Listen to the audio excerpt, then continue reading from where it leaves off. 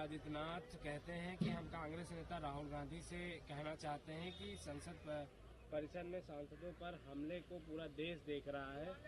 क्या इस आचरण को संवैधानिक माना जाएगा?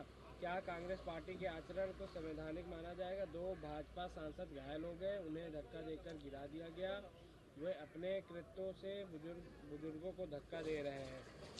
कांग्रेस पार्टी सिर्फ भी सत्ता में रही बाबा भीमराव अंबेडकर का अपमान किया, कहीं भी उनका कोई स्मारक नहीं बनाया, बल्कि हर जगह का, कुछ जनपदों का, कुछ विश्वविद्यालयों का नाम चेंज कर दिया गया। व्हाट्सएप यूनिवर्सिटी से पढ़े हुए भारतीय जनता पार्टी के लोगों से इससे ज्यादा अपेक्षा ही नहीं की जा सकती, क्योंकि ये सब लोग अफवाह में भरोसा रखते हैं। ये सब लोग सच में नहीं, अफवाह तंत्र में भरोसा रखते हैं। बाबा साहब को कॉन्स्टिट्यूट असेंबली में लाने का जो काम कांग्रेस पार्टी ने किया, बहुमत हमारा था, उसके बाद उनको ड्राफ्टिंग कमेटी का हेड बनाने का काम पंडित जवाहरलाल नेहरू ने, कांग्रेस पार्टी ने किया। जब वो चुनाव हार गए, उसके बाद राज्यसभा में लाने का काम पंडित जवाहरलाल नेहरू और कांग्रेस पार्टी ने किया। स्मारक जिसकी आप बात कर रहे हैं या मूर्ति जिसकी आप बात कर रहे हैं कि मूर्ति नहीं लगाई बाबा साहब की, तो आदरणीय योगी जी 1967 में संसद भवन में इतनी बड़ी मूर्ति हम लोगों ने वहां लगवाई थी, कांग्रेस पार्टी ने लगवाई थी, जिसे आपने नई संसद बनाते समय किनारे कर दिया है। तो व्हाट्सएप यूनिवर्सिटी से नहीं, असलियत के इतिहास पर आइए। और रही बात श्री राहुल गांधी जी की, तो अगर भारतीय जनता पार्टी के गृह मंत्री की, भारतीय जनता पार्टी के संसदीय कार्य मंत्री की हिम्मत है तो वीडियो फुटेज जारी कर दीजिए, ताकि दूध का दूध पानी का पानी हो जाए। हिंसक गतिविधियां भारतीय जनता पार्टी के सांसद कर रहे थे मकर द्वार पर, धक्का मुक्की श्री राहुल गांधी जी से भारतीय जनता पार्टी के सांसद कर रहे थे, गाली गलौज निशिकांत दुबे जैसे निर्लज्ज सांसद कर रहे थे श्री राहुल गांधी जी से। आप वीडियो फुटेज जारी कर दीजिए, ताकि दूध का दूध पानी का पानी हो जाए। श्री राहुल गांधी जी अहिंसक हैं, गांधीवादी हैं। राहुल गांधी जी तो पीछे हाथ बांध करके आगे गए थे। सर, दिल्ली विवाद पर बीजेपी का समर्थन किया है। जेडीयू का कहना है कि हम एनडीए के साथ गठबंधन करके आगामी दिल्ली विधानसभा चुनाव लड़ेंगे। जेडीयू की तो परिस्थिति यही हो गई है। आने वाले समय में जेडीयू को पूरी तरीके से खा जाएगी भारतीय जनता पार्टी। खाली दिल्ली में ही नहीं, बिहार में भी खा जाएगी। अब तो नीतीश कुमार जी की कुर्सी पर भी खतरा है। नीतीश कुमार जी सरकार नहीं चला रहे, भारतीय जनता पार्टी के 2 उप मुख्यमंत्री वहां सरकार चला रहे हैं।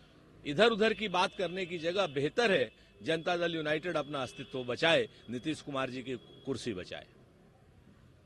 सर, तेजस्वी द्वारा नियंत्रित है भाजपा और आरएसएस ने हमेशा BR अम्बेडकर साहब और महात्मा गांधी, जवाहरलाल नेहरू, इन सभी महापुरुषों का अपमान किया है। संविधान बनाने वालों का, संविधान की रक्षा करने वालों का, आजादी दिलाने वालों का और लोकतंत्र की रक्षा करने वालों का हमेशा ही विभिन्न तरीकों से विरोध भारतीय जनता पार्टी, जनसंघ और संघ करता आया है।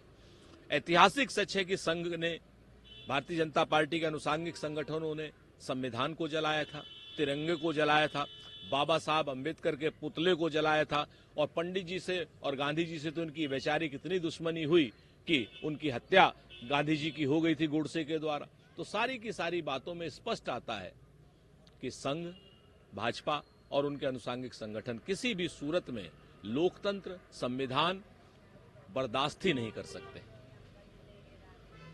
सर, जवानों की जान चली गई, सर, बहुत दुखी हूं, व्यथित हूं। हमारे 5 जांबाज जवान एक दुर्घटना में शहीद हो गए हैं। वहां काफिला हमारा जा रहा था, दुर्घटनाग्रस्त हो गई उनकी गाड़ी। मैं जवानों के परिवारों के प्रति संवेदना व्यक्त करता हूं और उसके साथ साथ भारतीय सेना के कमांडरों से और रक्षा मंत्रालय से कहना चाहता हूं कि कुछ ऐसा करें ताकि हमारे जवान सड़क दुर्घटना में शहीद न हो। वो जवान जिनको सीमा की रक्षा करने के लिए भेजा जाता है, वो सड़क दुर्घटना में शहीद होते हैं तो अपार दुख का अनुभव होता है। उन मां के लालों को मेरा अंतिम प्रणाम है। मणिपुर के कुकी, मणिपुर के मैतई भी हमारे देश के नागरिक हैं जिनके प्रति हिंसा हो रही है। सबसे पहले हिंसा बंद होनी चाहिए। भारतीय जनता पार्टी अपने इस काम को करने में असक्षम साबित हुई है। सर, उत्तर प्रदेश में मुस्लिम वोट बैंक खिसक गया है और इसके बचाव में मजबूत करने के लिए अखिलेश यादव बयानवीर बन रहे हैं। अखिलेश यादव घबरा गए इसलिए वह इस तरह के बयान दे रहे हैं।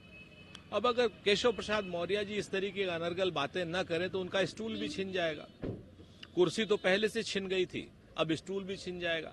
भारतीय जनता पार्टी में पिछड़ों का, दलितों का कोई सम्मान नहीं है और कोई भी पिछड़ा भारतीय जनता पार्टी में सम्मान नहीं पाता है। और अपने सम्मान को पाने के लिए इस तरीके की केशव प्रसाद मौर्य जी अनर्गल बयानबाजी कर रहे हैं। केशव मौर्य जी जरा समाज का ध्यान रखिए। केशव मौर्य जी जरा बेरोजगार बच्चों का ध्यान रख लीजिए। केशव मौर्य जी जो भ्रष्टाचार उत्तर प्रदेश में है उसको थाम लीजिए। इस तरीके की बयानबाजी से आपका स्टूल भी छिन जाएगा।